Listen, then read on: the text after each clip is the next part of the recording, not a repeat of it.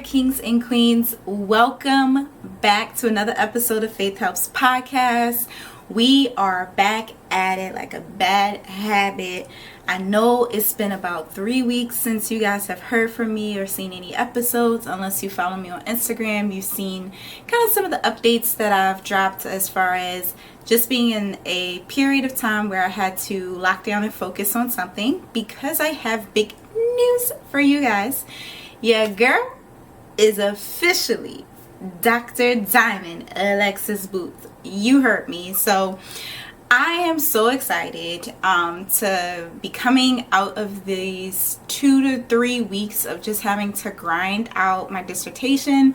It was the last requirement I needed to officially complete in order to officially be considered Dr. Diamond Booth. And I'm still getting used to it. I like it. But nonetheless, that is why I abandoned you guys. However, this time I did let you guys know that y'all were going to be abandoned for a minute. So don't kill me, okay? But I definitely missed this. I definitely missed you guys. And I'm so glad for us to be back. If you are new to this channel and this is just so happens to be the first episode you're ever watching, hey there. Welcome. Sorry for hitting the mic just there. Hopefully you didn't pick up that noise. Regardless, we're going to keep it moving. Hello. This is Faith Helps Podcast, and I am your host, Dr. Diamond Alexis Booth. And on this channel, we talk about bridging the gap between mental health and psychology with spirituality and our relationship with God as Christians, and how we keep both in mind as we're moving forward to become our best selves, challenging ourselves to become better, challenging ourselves to heal and become whole, supporting you guys in your walk and journey as I share my story in hopes that it will motivate you, inspire you, and encourage you in some shape, way, or form. All right. So you have some catching up to do if this is your first episode. Nonetheless, I'm so glad that you're here. Today's episode is actually not going to be a specific topic. It's more so just reflections from these past few weeks and just some things that I came to understand and realize as I've been dealing with multiple things. And so I guess we could say there is kind of a theme. If I had to pick one, I would say it's being able to hold the tension between when great things are happening in your life and not so great things are happening in our lives. I feel like a lot of times we have this mentality that we have to choose. Either you're happy or you're sad. Either you're angry or you're content. Either you're grieving or you're rejoicing. And both can happen at the same time. And that's actually where I find myself. I can't tell you how many times I had to restart this video, because while there's so much to celebrate and I'm smiling now, a few minutes ago I was crying and I was grieving and I was processing some hurtful things, as well as just some information that was given to me that was not what I desired. And I had to remind myself, even in the midst of chaos, God is still sovereign. God still has me. And we need to do some things to work on these emotions and processing them, and also being able to do that in a way that does not bring me out of my character, who God called me to be, who He's destined me to be, what I need to do and what I need to get done, and how to move forward in a way that isn't self-sabotaging. I think sometimes when negative or undesirable things happen in our lives, we get caught up trying to either, one, bulldozing past it and ignoring that we're upset about it, or two, we stay stuck in it and we forget the joy that's happening around us, even in the midst of the grieving. So, for example, as I mentioned, the celebration is finally being completely done with my program and being in the next steps of preparing for graduation in the spring, and being finally hearing someone address me as Dr. Diamond Booth was insane, because I've spent 8 years, that's just of grad school, 8 years of grad school just dealing with getting through this program. That's not counting undergraduate, and as far as I'm concerned, kindergarten through 12th grade counts too. So I've been in school for basically half my life, all of my life. But anyway, I am rejoicing that and I'm celebrating that. And at the same time, I had to learn how to navigate and hold the tension between this great and amazing thing that happened, and then also the everyday frustrations. To not go into detail because it's not at my liberty to disclose, other parties' business, even as it's also impacting me. One kind of like not so benign thing, it's benign now that I'm looking back in hindsight, but it wasn't benign this morning. Woke up this morning, I knew that today was going to be the first episode that kind of just brings you guys back into the podcast and we're getting back on track. So I had that in mind. I had in mind that I need to get here early so that I could do this video and have it ready for you guys by 5 p.m. EST. And I get up and I'm getting my pets, because I have 7 chihuahuas, if you have not seen that update on my Instagram. And I'm getting them ready and I go to warm up my car because it is brick outside and my car is not beeping. And I'm like, why the heck is my car, like, what's going on? So I look out the window, and yes, I wear glasses, but I'm not that blind. And I don't see my car. So I go ahead and I step outside, throw on some clothes, I step outside, and I'm walking up and down the sidewalk and I do not see my car. Long story short, I find out, and this is at 5 in the morning because I have to get up early in order to get to work on time. I end up figuring out that I had been towed because I was too close to the second parking spot, not in it, but too close to it, to the point that they considered it taking up 2 spots, even though another car was still able to park beside me. And I kept my cool with that. What kind of sent me over the rail a little bit was once I got my car, got Ubered to the tow company, and then get my car. They also informed me that a note was left on my car by one of my neighbors, and I just so happened to know the neighbor that did it. But it was a very not kind note. And just so we can also be real as Christians, your knee-jerk response to situations is not always going to be joy and peace and calmness and vengeance is mine, saith the Lord. You can know all the scriptures out the woohoo. At the end of the day, we are humans in these flesh suits, and sometimes you are going to have a human reaction. Thank God I had a nice little drive between the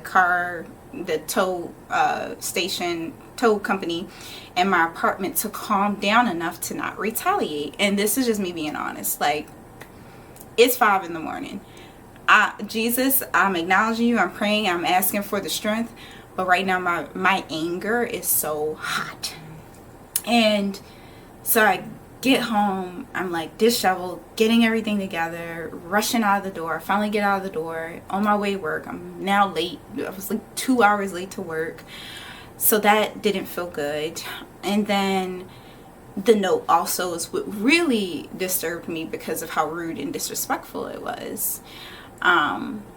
And it was just like, it sent me in this like anger spiral. And even as I was driving, I was just like, God, like, I'm so angry and I want to retaliate. And the scripture, vengeance is mine, says the Lord, comes to mind. And all these scriptures about controlling your anger and all that, and not acting out of anger.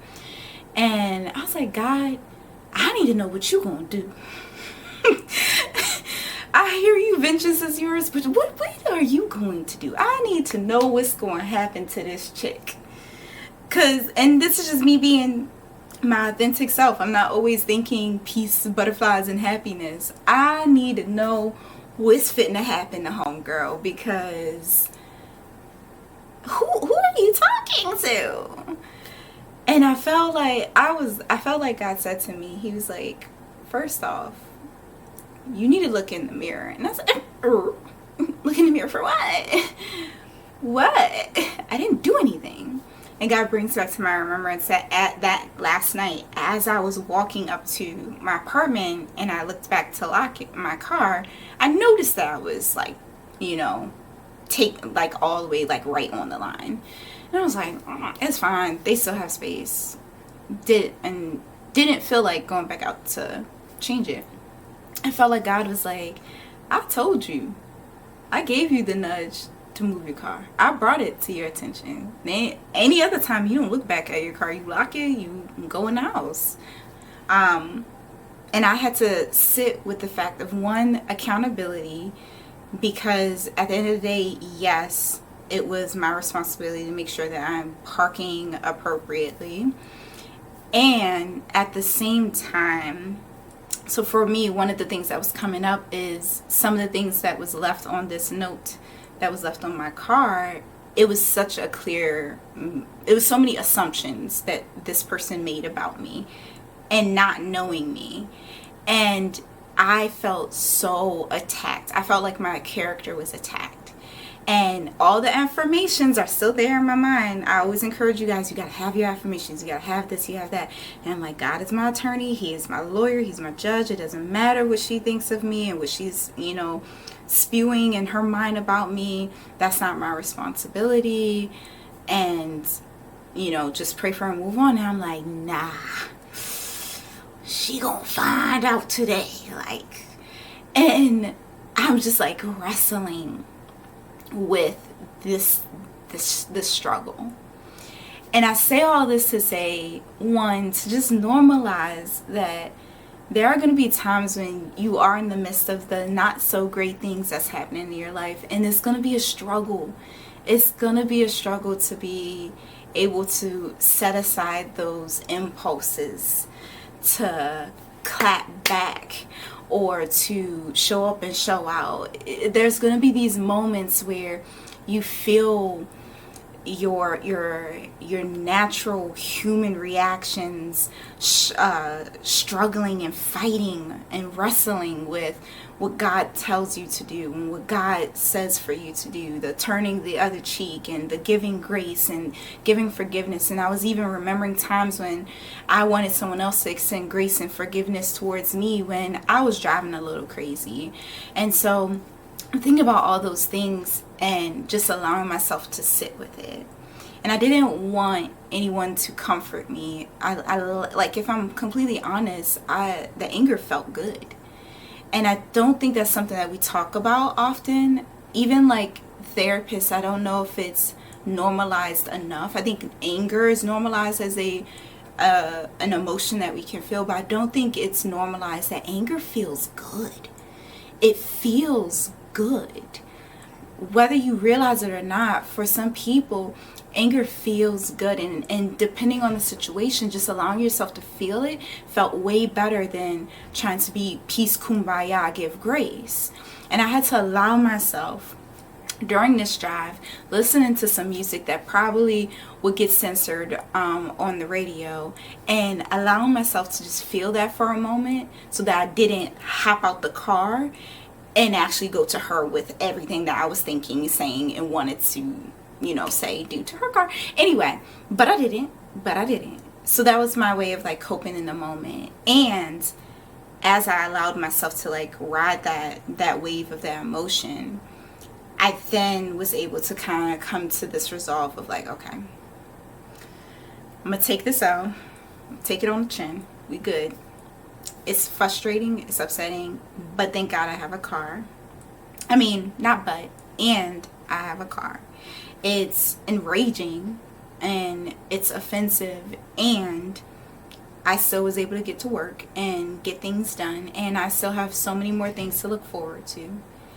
And this is one person who has this not inaccurate perspective of who I am, but that does not define who I am, but how I act might confirm her assumptions of me. And so reacting in the way that I initially was thinking was not going to be helpful. And so I get past that and kind of pick myself back up, and I'm like, all right, let's get this day over with. And also wanting finding myself trying to like, okay, I allowed the emotion to pass. I allowed myself to kind of like come back up to where I need to be in order to do my job for the rest of the day. And then I get hit with some news that was really, really painful. And as I was processing it and getting past the initial shock of this information, it was then like the grief that came along with it. So now I have this moment, the things to celebrate, things that I'm angry about, and things that I'm grieving. And if I'm completely honest, for a moment, the anger and the grief was completely overshadowing the celebration, the joy, the relief that I felt related to finishing my dissertation and being eligible now for graduation and being officially Dr. Diamond Booth. And in that moment, it was just like this, I could feel the weight in my heart, not just on my chest, but in my heart. I felt my heart physically like processing the emotion, processing the energy that the emotions were bringing in different ways, and having to figure a way to say, okay, this is happening and I'm not in the environment at this time that gives me the space that I really need in order to fully like process, like get past the shock, get past like all the secondary emotions that were coming along with it. And I eventually did. And part of it was breathing, part of it was sitting in silence and, you know, setting the boundary that I needed a moment, that it wasn't in a place to talk about it at that time. And I need to just be able to kind of like come into my space of serenity for a moment and go to God with my anger and my brokenness as authentically as I would talk to a friend. Sometimes we feel like when we go to God and we're praying, we have to be so eloquent and we have to speak in a certain way. God knows your heart. He already knows what you're thinking before you change that sentence into sounding more eloquent or appropriate. So I don't know about you, but for me, I had to go to God with what I was like, Dad, what's up? Dad, what's up? Because this don't look like what I am believing for, what I'm speaking for. This doesn't even look like with the prayers that I've been saying over these situations in my life for the past months, past 2 years. It doesn't look like that. It's actually conflicting directly with what I've been praying and fasting for and believing for and declaring and professing. How? And why now? Why is this happening now? Dad, you know that I'm not in the moment. I'm not in the space right now. That I don't feel like I can handle this. And I'm angry. I'm pissed. I'm hurt. I'm worried. I'm afraid. I'm exhausted.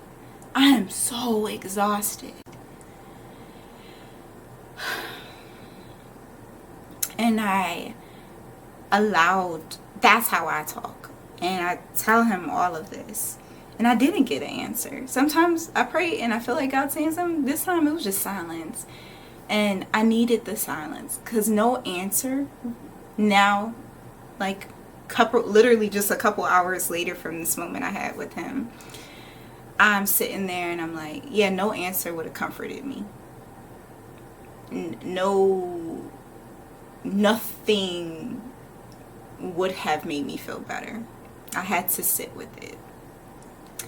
And I had to allow myself to process it. I had to allow my body to process it.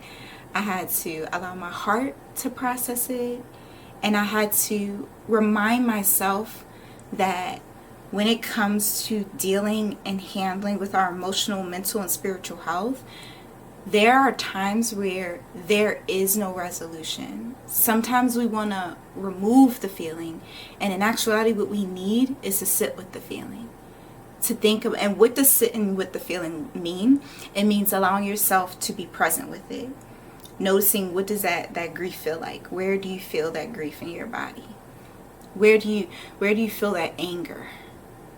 Why are you angry? What are the thoughts and the images that's coming to your mind as you're thinking about that anger and that grief? And giving yourself enough time to process it before kicking into the solution focused mind on, like, okay, we sat with it a little bit, how do we move on to the next? Because sometimes we try to say, oh, I'm angry, okay, I shouldn't be angry because of this. No, baby, let yourself be angry, let yourself grieve, let yourself be hurt or devastated.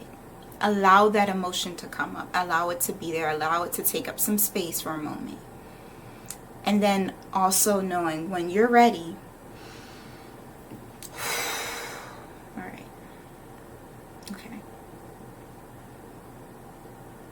okay,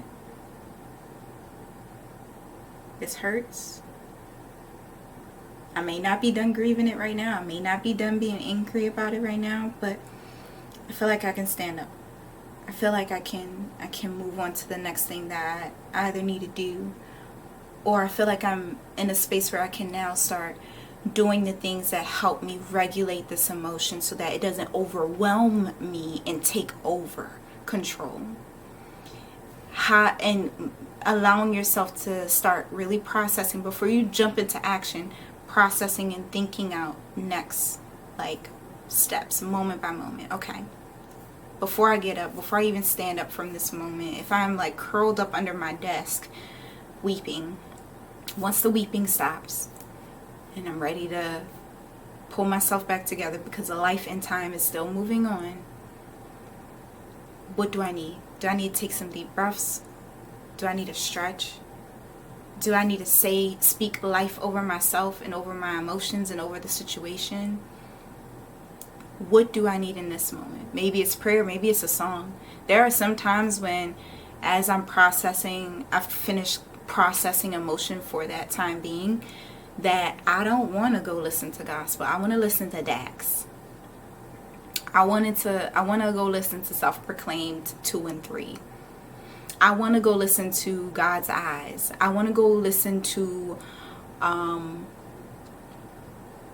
Shinsia or Stalk Ashley, or it's like just not gospel. Okay, DMX. Ooh, that Lord Give Me a Sign be hitting. I was about to start singing it. I'm not. But whatever that next looks like for you, and allowing yourself to recognize that next is not next the rest of the day. Next is next 2 minutes. What am I doing? Taking a deep breath, listening to music, whatever, standing up. Next 5 minutes, what am I doing? Gather my belongings, get something to eat or drink some water. Allow myself to come back to the present moment, realizing where I'm at, what I'm about to do, what time is it. Sometimes we get lost in time when we are sitting with an emotion, so getting yourself oriented to time, place, situation, person, okay?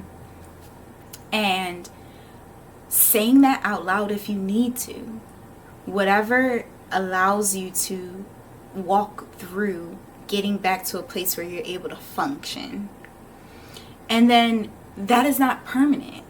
That is not, there may be moments where it fluctuates. You may get to that point, and then, like for me, I'm calm now. I'm at peace, at least with the car situation now. However, that feeling might come back when I go back home and I see her car or her. And I'm reminded, this is what we call triggers, situations, places, things, anything that, relates to your 5 senses, or feelings. When I see the triggers that remind me and bring me back to 5 a.m. this morning, I might naturally feel a little bit angry all over again.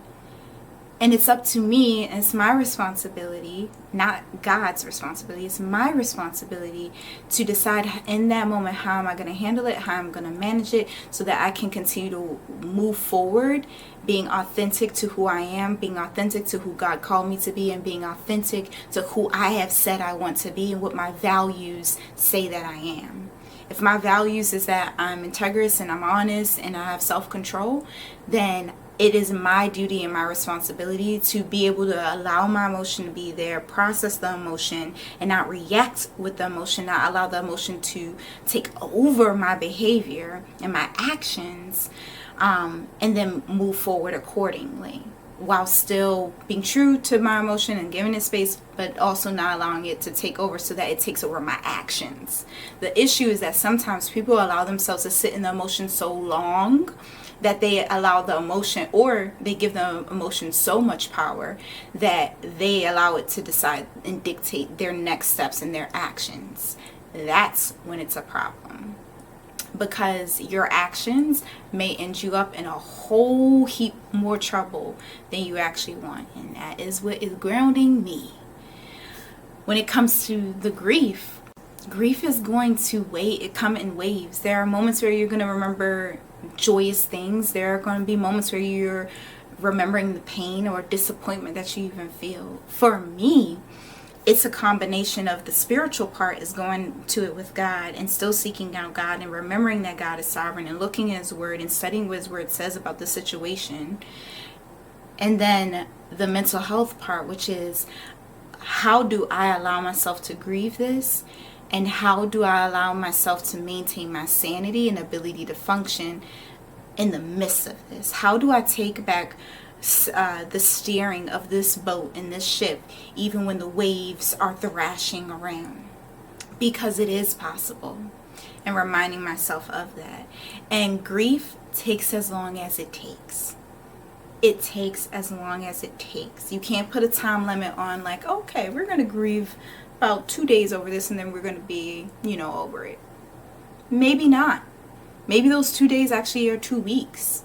But when you try to stuff it, that's how it ends up being a year-long thing, or it turns into something else like resentment, or pushing away from God, or pushing away from loved ones, or pushing away from your spouse, whomever it may be.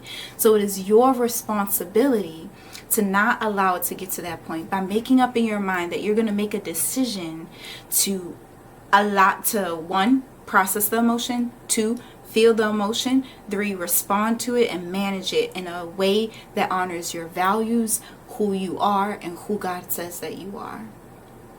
That is your job, and it takes practice. You're not always going to get it right 100% of the time. I don't always get it right. I don't even get it right 70% of the time, baby. So it's going to be times where you mess up, and give yourself that grace. But don't use it as an excuse and decide, well, I ain't gonna change. God knows my heart. I say that a lot, even though I'm mocking it right now. We gotta stop saying that, y'all. Kings and queens, we gotta stop saying that. Come on. Yes, God knows your heart, and He said what He said, just like He told me this morning. I was like, okay, all right, you know what? Okay, cool. Anyway, I say all of these things to say, one, my hope is that wherever you are at this time in your life, in this season in your life, as we're coming up on the holidays, Christmas and New Year's, and you're dealing with different things that might be coming up. I know with holidays, this might be your first holiday without a loved one. This might be your first holiday as a being single, or your first holiday without a child, or your first holiday, or maybe the holidays remind you of a traumatic experience you had. So there may be those moments of grief. There may be those triggers that come up and remind you and pull you back to the past.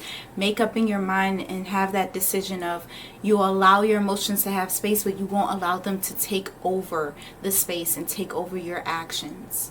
And still inviting space for the celebrations that are going on. Still invite space for yourself to feel joy. You still deserve to feel joy. You still deserve to feel happiness. Even when you're angry, you still deserve to feel peace and comfort and validation. And sometimes it's not just going to come to you. You got to go out and seek it. You got to go out and grab it. Now, be wise on how you go out, seek it, and grab it. All right, I ain't tell you go over Big Booty Judy down the street's house to grab your peace. That ain't peace, baby. That is not peace. It's not going to make your anger go away. It's a false sense of comfort. It's temporary. But make that decision to go out and do something, even if you feel uncomfortable and like, I just want to sit in the house. Get up and get out. Go do something. Go watch some fireworks or something. Go get some fireworks. I don't know. Find what's going to bring you joy, even in the midst of the things that are not so great and the disappointments, the grief, or the anger. Don't allow your emotions to take over your actions and your decisions. All right? That's all I got for you guys. And I love you guys. And I'm so glad to be back. And you know what? I am just excited for these next couple of episodes. I have a lot of topics that I've been jotting down in my journal and in my phone. That was something else that happened. My phone just left me stranded because it decided it wanted to stop working, not turn on and off for a whole day. So that was another thing that happened. So life keeps happening, and you have to make the decision to keep getting back on the bandwagon, keep getting up, keep standing up, keep speaking life over yourself, keep believing that there is more, keep believing that the possibilities that you're hoping and praying for and wishing for are possible, and keep pursuing the decision of, I'm choosing joy today, I'm choosing peace, I'm choosing self-control, I'm choosing authority, I am choosing to take ownership and power over what I want my future and my life and my identity to look like. So life continues to happen around you. We continue to get up, and I hope that this encourages you in some way, or motivates you in some way, or inspires you in some way. And I hope that I see you guys on the next episodes. As I was saying, I have them lined up, so we're gonna go ahead and jump back to it like we never stopped. All right, peace out, beautiful kings and beautiful queens, handsome kings and handsome queens, whatever you want to take on today. Maybe you feel handsome and strong, maybe you feel beautiful and sassy and sexy. Whatever it is, speak that over yourself today. Tell yourself some affirmations. Work out, because that's what I'm going to do for my anger. I'm going to go work out. You'll catch me on TikTok with today's workout. And, have a good day. All right.